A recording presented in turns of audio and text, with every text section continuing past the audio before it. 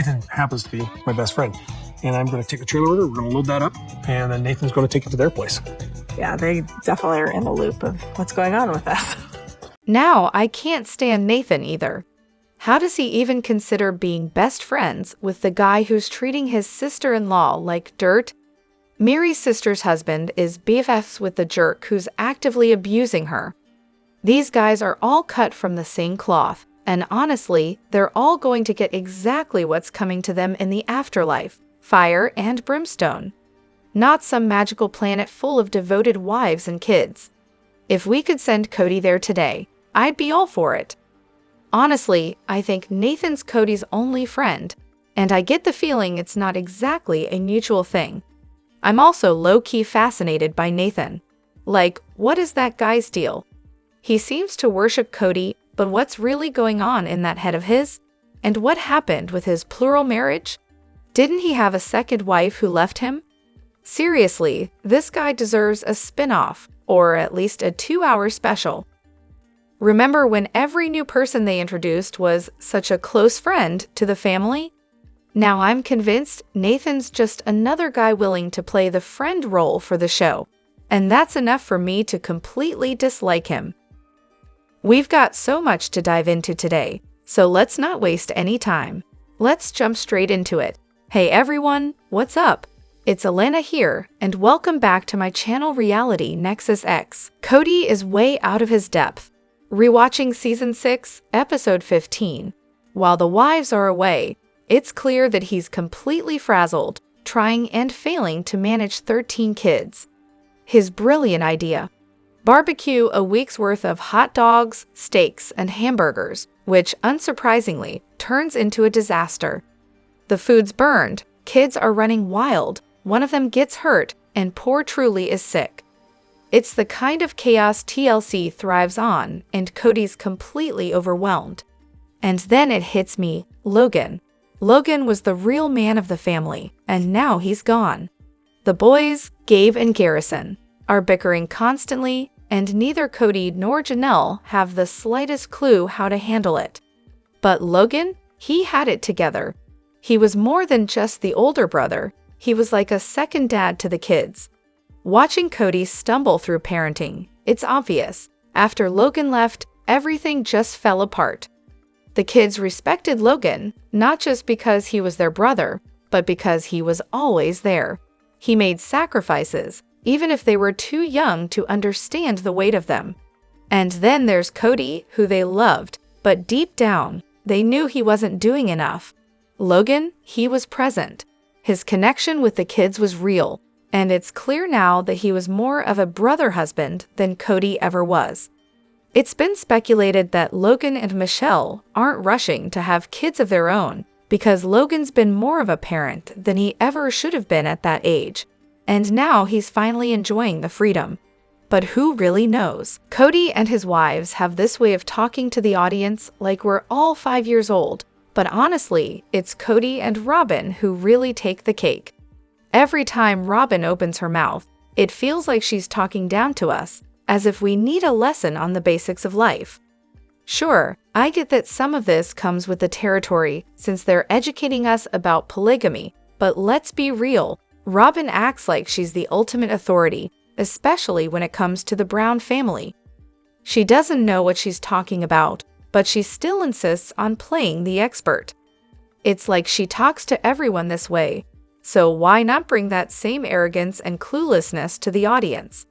I honestly can't believe I ever thought Robyn was the sweet one. She acts like announcing a pregnancy is some grand revelation, as if we've never heard of a physical relationship between husband and wife before. And let's not forget how much she loved rubbing that announcement in everyone's face. Oh, do you want to kiss him?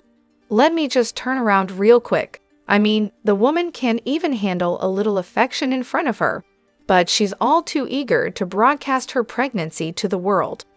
But the main issue? Robyn talks to everyone like they're idiots. It's infuriating. Honestly, I'm nearing the end of my rewatch because there are way more interesting things I could be watching. I've already stopped watching the show and just come here for the earth-shattering updates. I seriously can't deal with Kody and Robyn anymore. They're not welcome in my living room. The emotional, mental, and financial abuse is just too much. And let's be real, Robyn's the one calling the shots. She's definitely the neck that turns the head. She tries so hard to sound all knowledgeable, but it's just fake. It's clear she's uncomfortable on camera. In the whole sweet act, it doesn't last long. You can see the insecurity in her. I mean, during that whole scene with Christine and the gown, the anger was practically radiating off her. And let's not forget the Q&A with the kids. Robyn was visibly pissed when they said Christine was the best cook. She has this need to be the best at everything, and it shows. She doesn't comfort any of the wives when they're upset. Instead, she plays the victim. Robyn's not evil, but she's definitely competitive and manipulative. And honestly, she's stuck with Kody, and that's punishment enough. Do you think Kody was considered cool? Like when he was in his little polygamy cult, do you think they actually saw him as the life of the party? I'm rewatching this, and I can't help but wonder if all that cheesy talking, walking, and acting was actually a hit with his target audience. He's got that pure, wholesome, righteous vibe that a lot of these charismatic religious types seem to rock. Maybe, just maybe, he was the funniest guy in the group for them. Of course, the rest of the world sees him for what he is. But seriously, do his wives have terrible taste? Or did they actually think he was a catch? Honestly, I think Kody was the cool guy in a pretty small pond with very few options. The way he acts, it's like it's all part of the show. He's mad now because he's not the big shot anymore, especially with people like us not buying his act. Look, he's not ugly, but if he were out there in a larger world, he wouldn't have stood out at all because, let's be real, he's kind of a jerk. He dances like he's trying to break something, and his personality, not exactly a winner. It takes me back to when I grew up in a small town with some Mormon kids. Guys like Kody were everywhere. They were the stars of their youth groups, the ones who thought they were special. I've always believed Kody got into polygamy for the attention, not out of some deep religious conviction. He wasn't exactly a high school heartthrob, and his classmates probably thought he was a pain in the ass. But hey, with 4 wives and 18 kids, at least now he could hold his head high at the reunion. Too bad he's still the same jerk, just with more wives. This scene is gold. So Kody's refusal to be in the middle is a masterclass in transparency. It's as if he couldn't resist showing his hand, because it's obvious. He didn't want to be the centerpiece of anyone's relationship. He didn't want the wives to bond, because that would make him the focal point. Or more likely, he just didn't care about being close to Meri and Christine anymore, and was cozying up to Janelle and Robyn. But let's talk about the truly painful part of this scene. Robyn positioning herself between Meri and Robyn, while Christine was stuck in this awkward limbo of not knowing where to stand. It's honestly so cringeworthy, and don't get me started on the prelude. The therapist asked the wives to stand in order of how close they felt to Kody and Robyn. She goes and grabs Kody's hand, knowing full well that holding his hand meant 2 wives were getting left out. What a strategic move, so slick. None of the OG wives, by the way, grabbed another hand. The more I see Kody in action, the more it hits me. This guy is a walking petulant child. Petty, spiteful, and downright childish at this point. He's so transparent, it's honestly exhausting to watch. And then there's his mom, Janelle, who described polygamy as a wheel, where Kody's the center and the wives are the spokes. Forget the fact that the concept is royally messed up for a second, and you'd think that it implied all wives were equally important. But by rejecting that metaphor, Kody's basically saying, nope, I'm not the equal husband. I just want to be at the top of the totem pole, like Janelle so astutely pointed out. The best breakdown I read, from Reality Amanda, called it the Diesel Jeans model, where Kody's front and center, Janelle's in the back, and Meri and Christine are off somewhere making sandwiches. Honestly, it's a bit spot on. Kody wanted Robyn, and was fine having Janelle around for a little boom boom, while Meri and Christine were the background players, doing the grunt work, but out of sight. It's honestly painful to watch, but kind of hilarious in its sheer audacity. Kody. So, Janelle made me stay with Meri. Not only does Robyn get the blame for Kody stringing Meri along for years, but it turns out Janelle is the one who really prevented Kody from ditching Meri before the cameras even started rolling. Oh, and let's not forget that Janelle's magical influence got Meri and Kody back on track, while Robyn's influence kept Meri hanging on by a thread, hoping for a few breadcrumbs every now and then. But hey, that might just be a reflection of where their relationship was at the time, right? Who's to say? Honestly, I'm absolutely convinced that if Robyn had really cared, she could have fixed things between Kody and Meri. But nah, Robyn didn't want that. She just liked pretending she was some sort of Meri cheerleader. Classic. Also, totally unrelated, but why does this family have so many professional photo shoots? Like, even before the show started. It's honestly bizarre. I'm half expecting them to announce a line of holiday cards at this point. Anyway, I'm rewatching this because, well, there's nothing else to watch, and knowing what I know now makes watching it all over again hilarious. I'm in season 4, right after Solomon was born. Christine is super open about her struggles with Noodlehead, aka Kody, and she talks about it with Meri, who basically tells her to suck it up and be grateful for Kody. Of course, she puts the blame on Christine for the struggles in her relationship with Noodlehead. Classic Meri move, right? And I was honestly shocked to learn that Meri had her own issues with Noodlehead too, because of Robyn, but she's just laying down and taking it, doing whatever she can to keep holding on to that Kody relationship. It's like a masterclass in self-sacrifice, for all the wrong reasons. Kody really knew how to work the system. He used Meri as a pawn against Janelle and Christine, and honestly, it was a classic move. Over time, it seemed like he had mastered the art of pitting the wives against each other, and even the kids, while keeping his hands clean. Sure, it gave Meri a sense of being special in the moment, like she and Kody were a team, untouchable by the others. She got to feel important, like maybe she was finally being rewarded for all those years of desperation. But let's not forget, Kody was still playing his game, shifting blame onto her so he could stay the golden husband and father. It's easier to forgive him, right? But Meri wasn't the parent to most of the kids. She wasn't their favorite, so it was easy to point fingers at her. Romantically, Kody had checked out of Meri's life years ago, but emotionally, he was still finding ways to use her for his own purposes, knowing he wasn't going to offer her the same affection he had in the past. Remember that scene where Kody metaphorically stabbed her in the back? Meri's reaction was beyond cringy. She thought she was back in the fold, probably because Christine had already pulled away and Janelle was backing her up.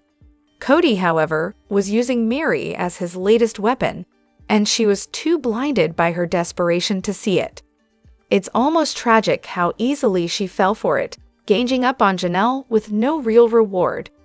It's like Kody's whole tactic was to keep the wives divided, ensuring they'd never bond or form an alliance. Why? Because he was terrified of them turning on him. Meri, with her endless need for any scrap of attention, was the perfect target, and she just kept feeding into it, like a dog chasing after crumbs. Watching her grovel for even the smallest acknowledgement from Kody was uncomfortable, especially when Robyn brought her Kody's jacket to keep her warm. The desperation was so painfully obvious, I couldn't help but roll my eyes. The knife to the kidney moment was something else. Meri had this awful, almost smug look on her face as Kody verbally attacked Christine, like she was just thrilled that Kody was finally talking to her. She was practically giddy when he asked for her opinion, like a middle schooler getting asked to the dance. And then she had the audacity to say she was glad Kody said what he did, marching away without even acknowledging Christine's hurt. Meri, who had seen firsthand how miserable Christine was, still expected her to stay in the relationship. Give up what? Meri had been stuck in a miserable marriage for over a decade and couldn't fathom why Christine wouldn't put up with the same suffocating, loveless situation. That look at the mountain speech? Meri seriously told Christine she didn't have the right to give up. Meri was so deluded, thinking she still had a marriage with Kody, while Christine was stuck in a nightmare. Even as a viewer, I wanted Christine to have her happiness. She had voiced her unhappiness from the start, but Meri? She couldn't care less. She never wanted what was best for Christine. Instead, she was more than happy to let her suffer, as long as she herself didn't have to face the reality of her own miserable situation.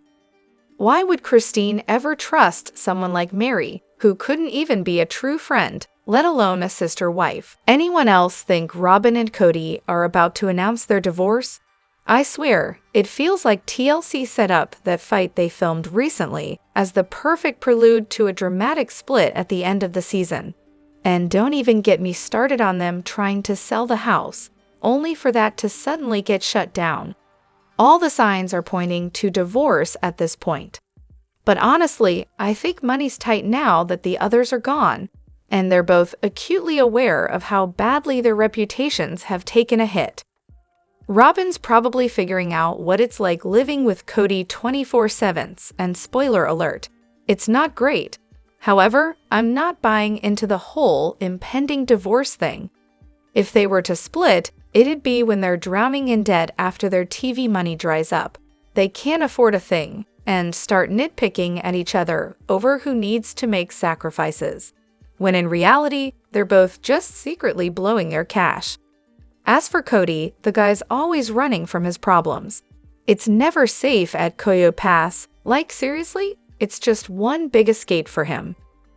That being said, I did hear they were spotted together at a restaurant this week, so who knows what's actually going on. But honestly, will they ever get divorced? I don't think so. I grew up in a Pentecostal church, and I saw so many women stick it out in miserable marriages.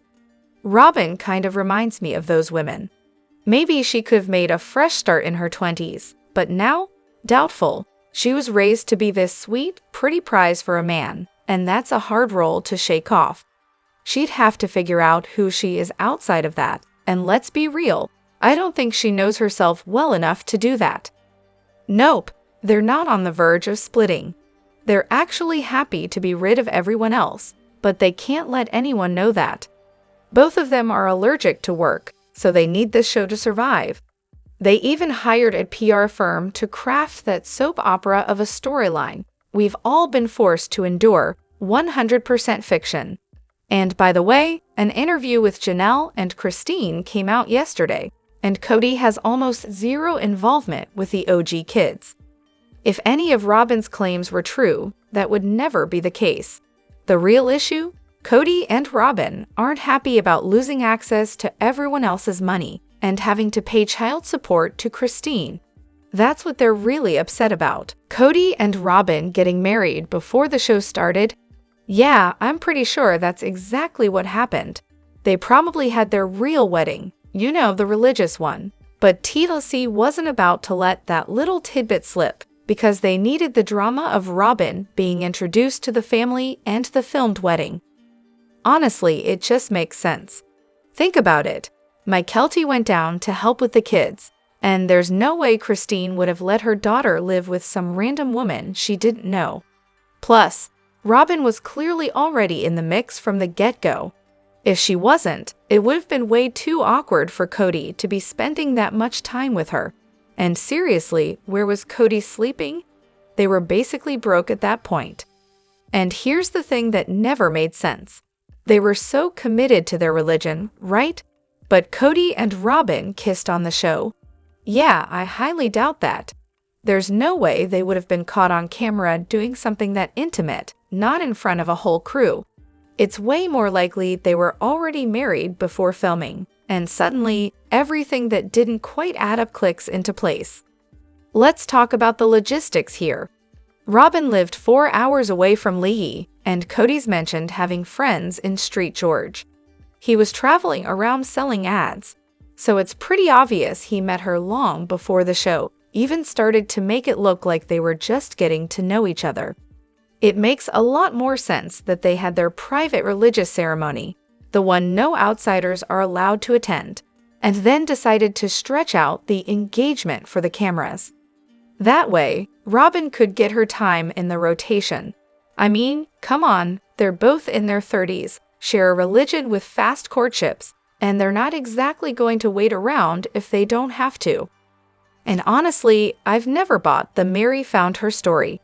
I think Meri was just the designated wife to introduce Robyn to the family. The OG3 looked miserable when Robyn came into the picture, and they clearly had no say in it. Kody wanted it, and Kody got it. Christine didn't want another wife. Janelle was worried about supporting 4 more people, especially with Robyn's debts. And Meri? Well, her ring was melted, so what other choice did she have?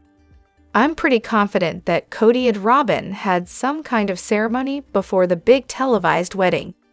Sure, I don't have proof, but I wouldn't be surprised if one of them eventually spills the beans in a tell-all, an interview, or a book. And here's where I throw on my tinfoil hat. What if Kody and Robyn had a secret ceremony that none of the OG3 knew about? It wouldn't surprise me. That way, they could enjoy married life without all that pesky guilt. Let me know what you think in the comments. Don't forget to hit that like button and subscribe to my channel. I'll see you in the next video. Take care and much love to you all.